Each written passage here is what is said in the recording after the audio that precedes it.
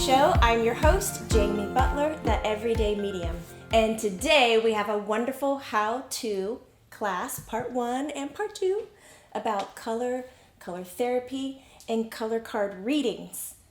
And we've already gotten Jesse to do his part, but you'll have to hold on before we begin to read what Jesse has done. Oh, nail biting. Before we dive in, for you Lumineers who want to know what is going on and you want it all in one place, sign up for my newsletter on jamiebutlermedium.com. Everything is in it. You get it once a month. You know, we're not out there to kind of send you a whole bunch of stuff. We're just going to put it all together once and get it to you. Now, also, if you want to know classes, workshops, events, please go to jamiebutlermedium.com. It's all listed on the website. We do have Luma Summit coming October 2017. That is October 13th, 14th, and 15th. And for those of you who came to the Advanced Mediumship class, you know how good Colleen's hugs are. And Colleen's going to be at the Luma Summit. And she'll hug you if you come too. I feel like we can put these up online. Colleen hugs! We're going to take you downtown, Colleen, with a sign. Free hugs for healing. Sure. You game? Why not? We're in it. We're in it to win it. We're going to start the love. spreading the love. That's what I was thinking. Okay. We're going to talk about color for a little bit. How many of you have gone into your closet, put on an outfit, and then looked in the mirror and decided, no, I can't leave in this color. It looked great on the hanger, but now that I have it on my body, there's no way I'm leaving with it. It was you, wasn't it? I do it all the time. Why is this happening? So with color, it's an amazing thing. I want to talk about how we perceive it first and maybe why we have reactions to color. How we perceive color with a solid object is that it is that vibration, that frequency that the piece of paper, the item cannot absorb. So this indigo-looking piece of construction paper is absorbing all the other colors in the spectrum, but not this one. It's pushing it out. And your eyes are perceiving it by light reflecting off the construction paper, diving into the eyeball, reflecting on the rods and cones, sending the signal to the optic nerve, up to the brain, boom, you have a color. Pretty neat. What's interesting when we start looking at maybe what colors we're really attracted to is trying to understand, and my students have asked this a lot, so if I'm attracted to this color, am I attracted to all the vibrations that it's holding into the paper or the one that's reflecting out?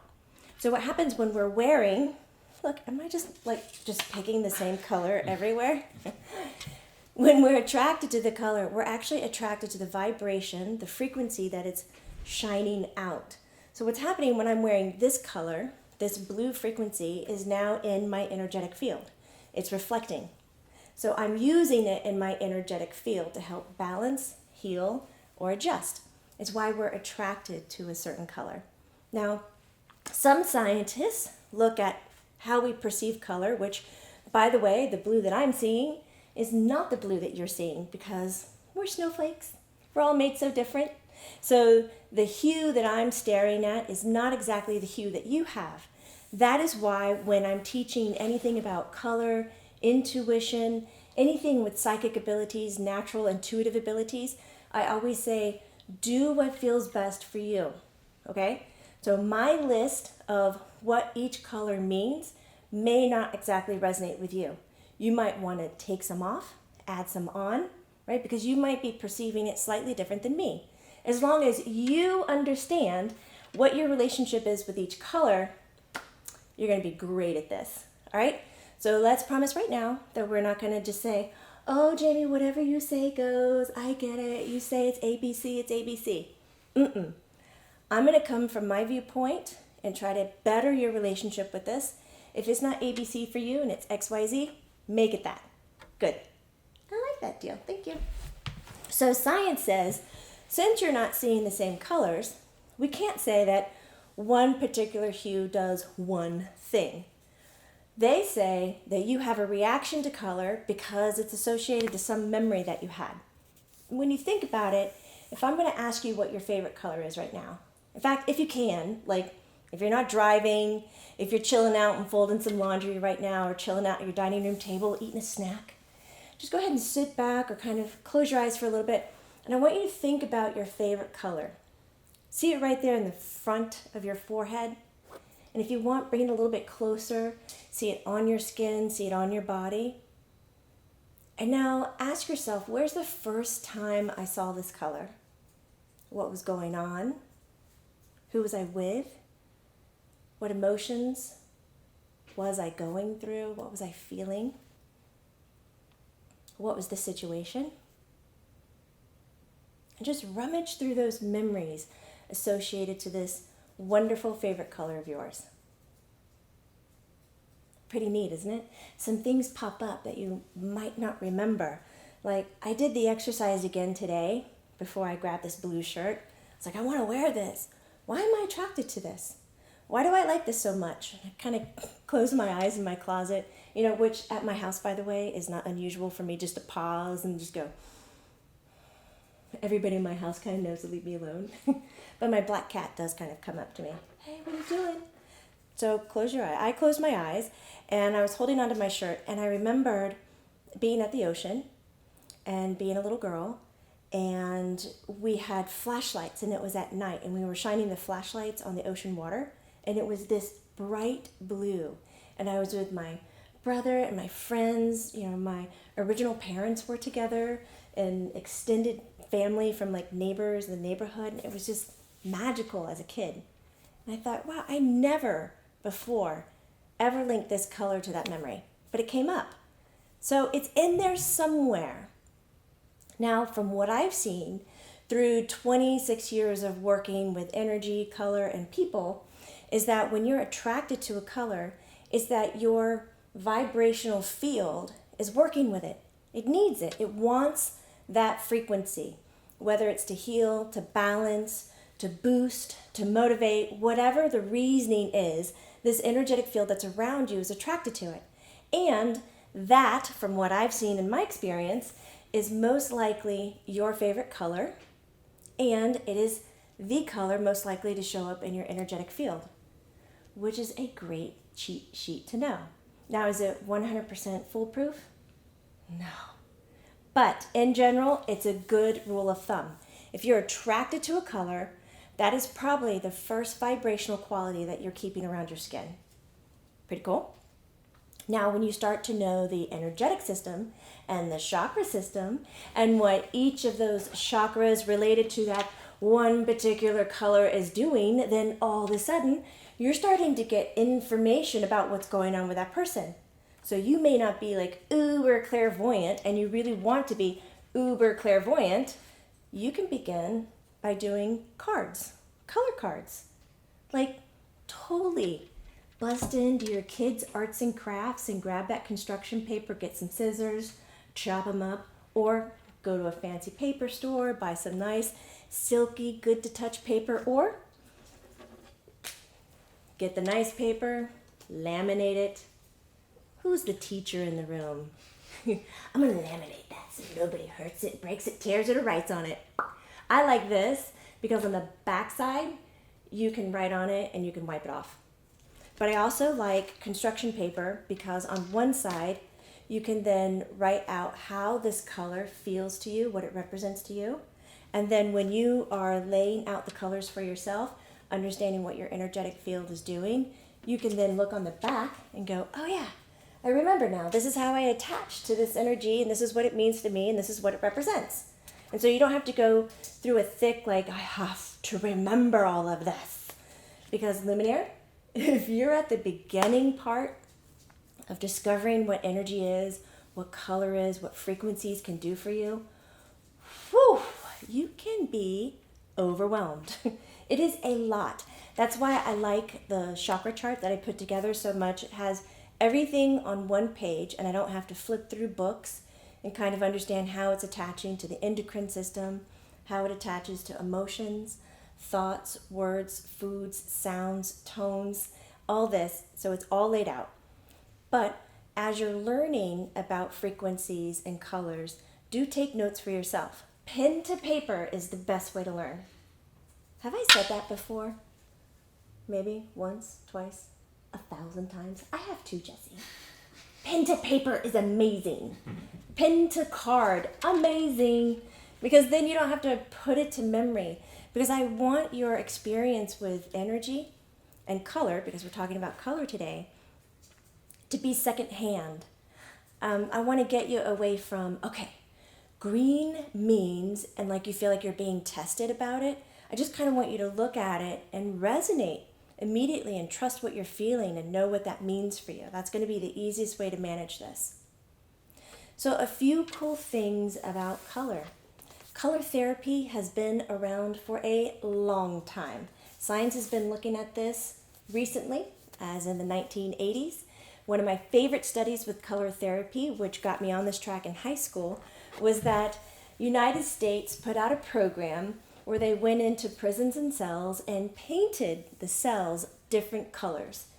And they observed the cellmates of what their emotional stability was and how they were reacting to the color. You know, kind of mean in a way. Like, what if you ended up in like the mustard puke cell? Not so nice.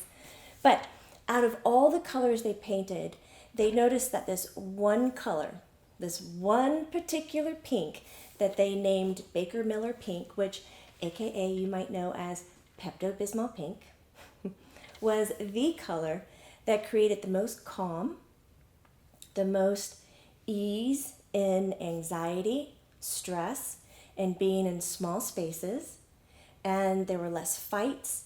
So the United States prison, a few of them, decided to go all pink. How wonderful.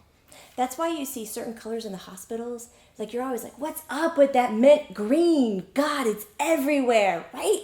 Mint green. It's like a baby colored light mint green.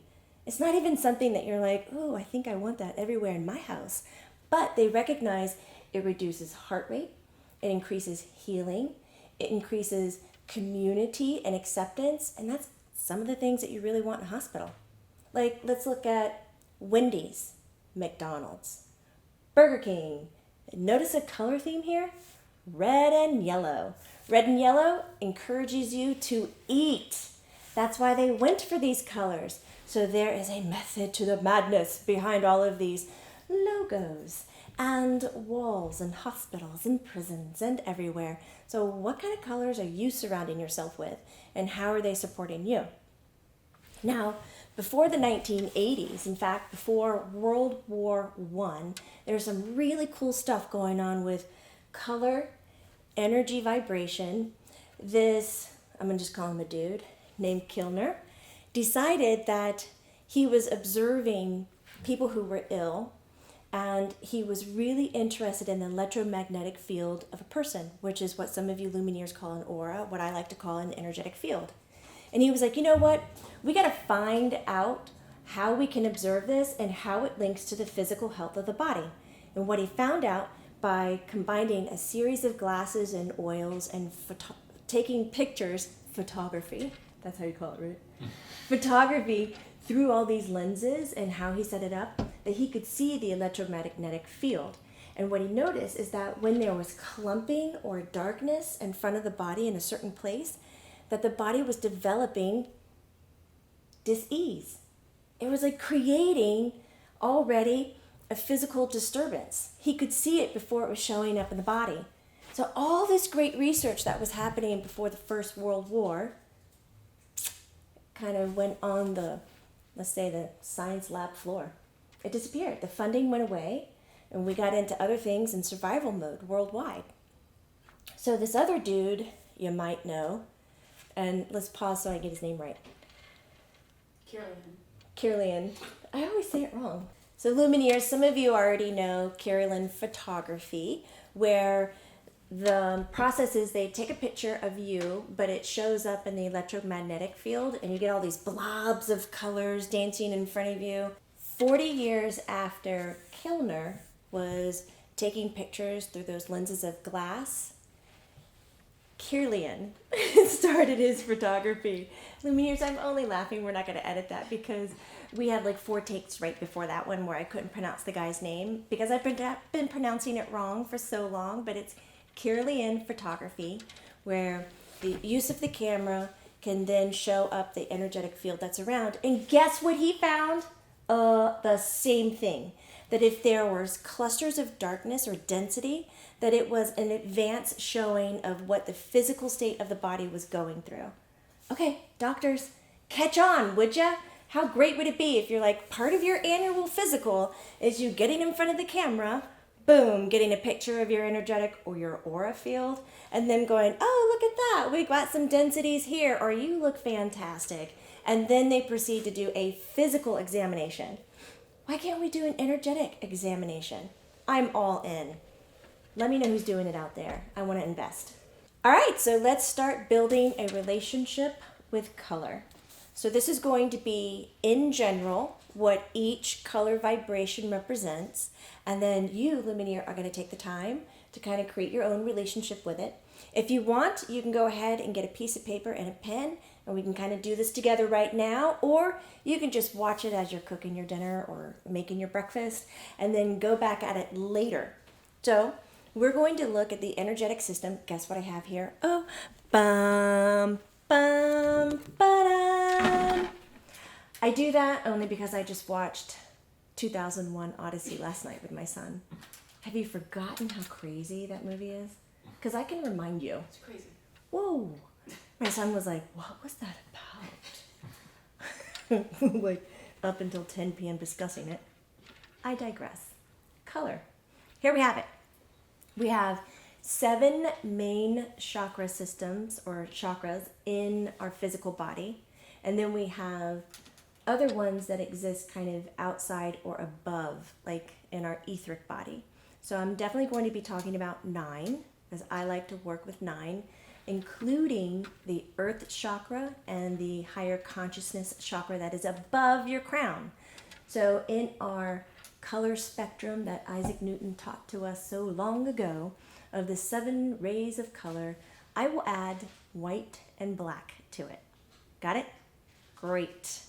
So in knowing each of these colors and how they resonate with the chakras, it'll help us build a relationship to it. Right, so we're first going to look at black, or a deep brown, and that's the earth chakra, and that's at the base of your feet. So this color, black, is actually absorbing all the vibrations. So you're pretty much just wearing like a smooshed up rainbow when you're wearing black. Most people think, oh, they're wearing black, they can't really attach to any kind of color, or they're colorless. Actually, they are the most colorful people out there. The most colorful. I'm telling you. It's these people that you got to worry about. But we'll get to that in a second. So, black. Black is very grounding. It's dense. It is a earth kind of a feeling. If you look at black, it is calming. It's actually a supportive color. And it has a very kind of connection to everything energy. It's not like this aloof, far away vision. It's almost like a real connection. But then when you get into red, which is going to represent the root chakra, which is at the base of the spine, red is more like a caveman color. It's a survival color. So this has a lot to do with jealousy, anger, money, all these things that you're doing your best to be alive and doing well, just caveman things. And then we travel up. Colleen's like, oh my God, caveman things? She's dying. We need a camera that spans the whole room so you can see their reactions of falling apart. Colleen. I'm also laughing because that's what Jesse picked as his favorite color. It is! Oh, you're already thinking, caveman color. We are, because we're going to read Jesse's cards in part 2. But first, to read the cards, you need to have that kind of connection to what they really mean. Orange is sacral. Orange is compassion. Compassion to humanity. It's creative. It's growing. It's manifesting. It has a lot of awareness to nature and all that is. It's a very feminine, motherly kind of an energy. And orange loves change. Orange understands that change is ebb and flow. And being constant is about changing. Then we get into yellow. Yellow is the solar plexus. And yellow is going to be more of a knowledge. I was going to say a know-it-all. It's where your ego sits. And most of us in the United States like to resonate a lot with yellow. It's a good thinking color. Teachers use it a lot when they're conveying information. In fact, if you're trying to I spy your aura right now on me, you'll probably see a lot of yellow, gold, and blue, because blue is part of the communication. So yellow is bright and sunny, and yellow also has a lot of laughter quality to it, and it can be a childlike color. I don't think I resonate with that one at all. Green. Green is heart energy. So this is where you're finding your love, your forgiveness, your emotional intelligence, emotional honesty, your clairsensitive. What's neat about green is in this 7 color spectrum, we have green in the middle. Green sits in the middle. This is the color that is balancing the hot vibrations, the more grounded and rooted and earthly vibrations, the yellow, orange, red, and blacks, into the cooler colors. So the light blues, the indigos, the purples, the magentas, and these colors more resonate to beyond. They're more of the emotional and the more of the intuitive colors, where these are more of the feeling and the more tangible colors. Pretty cool, huh? So when we look at our energetic system with our 7 main chakras in our body, this is the center. Your heart is the center of everything. Okay, light blue. Light blue is in your throat. This is your talkness. This is your honesty. This is your need for unity, to connect to parents, to kids, to community, to everything by conveying language and words. It also is a really good vibration for expressing your forgiveness, expressing your intuitive, expressing your needs. So this one right here is a real big motivational energy. So when you're trying to connect to your color and why you're resonating with it or how you're resonating with it, I wouldn't be surprised if blue kind of makes you feel really expansive, similar to the sky, or similar to big vasts of water. Vast, you can say that, right? Expanses. Expansive water. I'm gonna make up my own words right now. Vasts of water? Vasts of water. Vasts of water. Yes. I'm just gonna make them up. But that's why we're here together, right? You're gonna teach me vocabulary and I'm gonna teach you energy. All right, here we go. Indigo. Indigo is the third eye. It's all the intuitive. It is the bridge between kind of the human intuitive to the spiritual or beyond vibrational energy. It is also where a lot of our knowledge already exists, because a lot of what we know is intuitively gained, and it's where our imagination exists. So it's sometimes you'll recognize when you attach to indigo that you might feel playful, that you might feel extremely out of the box, not tied to any laws or regulations. You might feel really balanced because the indigo color, when we look at the physical body, is related to the pituitary gland. And the pituitary gland is the major gland that kind of orchestrates and runs all the others. And as we know recently, is that our hormonal health is the core to our physical health. So this is the guy that does it. Then we dive into purple or violet. This guy rests on top of your head.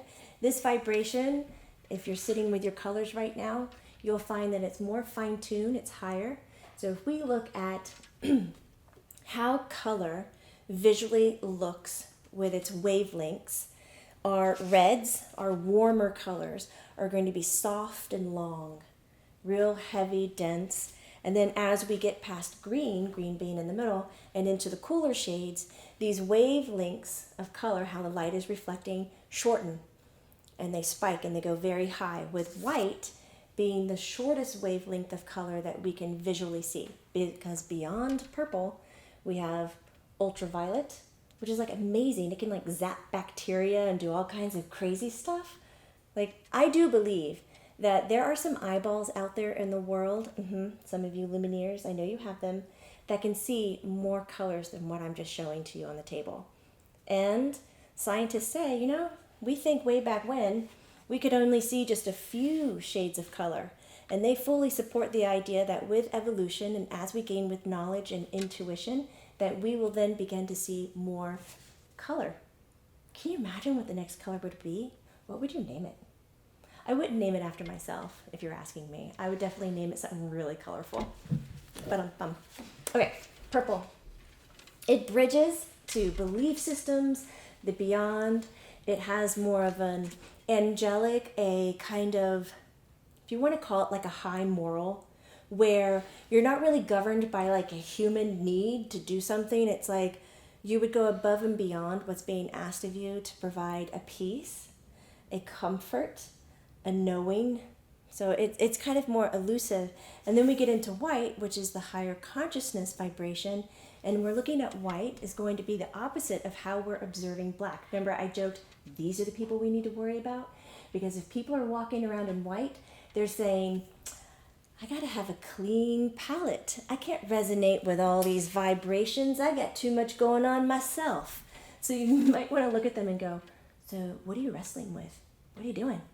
Right? Because they're not being pulled and attracted to one color. Because this one right here, it pushes out all the vibrations. Right? So they're like a balanced rainbow. Whereas this one, you're smushing it and you're wearing it next to your skin. This one is like radiating the rainbow away from them. It's pretty cool, right? Because so once you build your relationship with color, and there are so many resources out there. I really like Lori Reed, R-E-I-D. She has an old book. It's called A Color Box. And she does sprays and aromas as well as vibrations and energy work mixed with science, which that is totally what I like so much. And of course, I love Ted Andrews. He does talk a lot about color as well. So do some research and connect to it. If you're having a hard time visually looking at your color and trying to build a relationship with it, something simple, which is what we're going to do when we're being the everyday medium. We keep it simple. Take a piece of paper. I was raised to call these crowns. They're not. They're called crayons. Is that right? Crayon. Crayons. Crowns. Boy, I got beat up in college for a lot of things I couldn't say. Gown? Gown. A nightgown. Get your crayons and get a piece of paper and just draw some lines across it. And they don't have to be in rainbow order at all. And so what you're going to do is use your clairsensitive, your claircognizant abilities, and these things, which my son, when he was little, called them flashlights, because he could see the white light shining from the palms. And you put your hands down on the lines that you just drew. You can find your more dominant hand. It tends to resonate more when you're doing energy work. If you don't know what your dominant hand is, wait until you run out of toilet paper in your bathroom and take that little tube or your paper towel tube from your kitchen, slap it right in the middle of your forehead, making sure the bridge of your nose is right in the middle. Don't offset it. No cheating. Right in the middle. And then you close one eye. You can see down the tube, close the other eye, and you can't. Ha! So the eye that you can see down is a dominant eye, which represents a dominant side of the body. Or you could do something more aggressive, which, of course, my brother loved to do, is push you from behind. Whichever foot jumps in front first is your dominant side. And that's going to be true with how you push out energy or perceive energy. So put that hand down on the paper, close your eyes, and slowly run your hand across the paper until you have a reaction. It could be really subtle. Lumineers, I think we've gone through this before. Energy is very subtle. So it's like perceiving the wind touching your skin. It's not about observing fireworks. So just calm down and take a few breaths. Trust yourself. Definitely trust in what you're doing. And adapt this kind of logic on vacation and I'm going to play, anything is possible.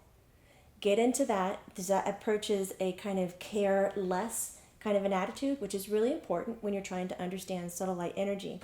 And then as you're receiving the emotions or sensations from certain colors, then you just get your pen, or your crayon, whatever it is you're working with, and document it down on the paper. Or you can go to your cards that you've cut out and start writing on it. Take a little time to get to know how you react to color, because from here on out, this can help support your clairsensitive abilities. It can help you support your clairvoyant abilities. If you've always been like, I want to see it, I just want to see it so bad. You know, you might be getting glimpses of it, glimpses of energy fields and auras, things of that nature, but you want more. So if you're resonating with what that vibration is doing to you, all of a sudden it's going to start, that knowledge is going to start supporting how you're visually observing the vibration around the person, and it will help your skills get stronger, right? This all builds on each other, and this is just a fun way to start. So keep journaling, pen to paper. I think I mentioned that before, right? Pen to paper. It's amazing.